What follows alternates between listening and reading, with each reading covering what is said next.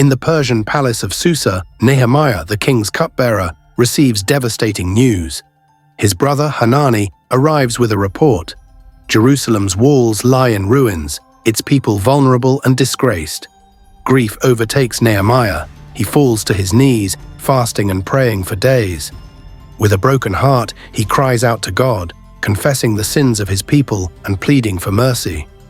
In the presence of King Artaxerxes, Nehemiah's sorrow cannot be hidden. The king notices his downcast face and asks, "Why is your heart troubled?"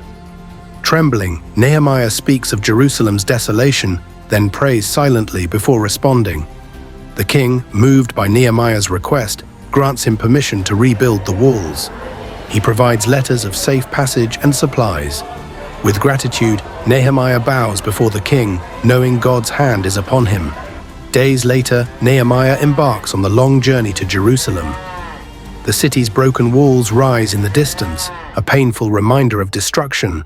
But Nehemiah's heart burns with determination.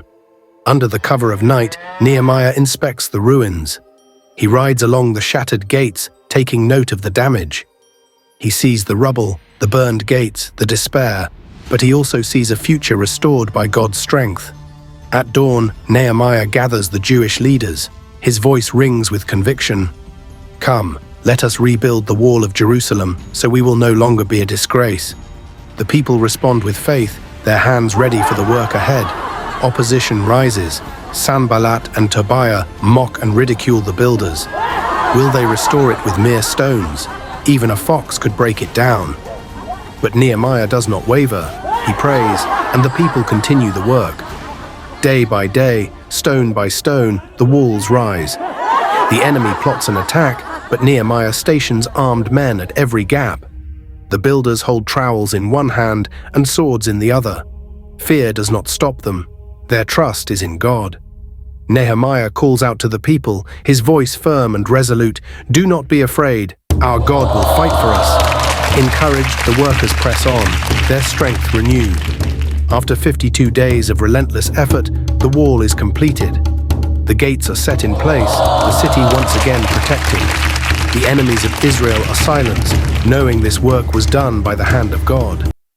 The people gather at the water gate as Ezra the scribe unrolls the book of the law. He reads aloud, and the people weep, convicted yet rejoicing as they return to the Lord. With songs of praise, choirs march atop the walls in celebration. Instruments sound, voices rise, and thanksgiving fills the air.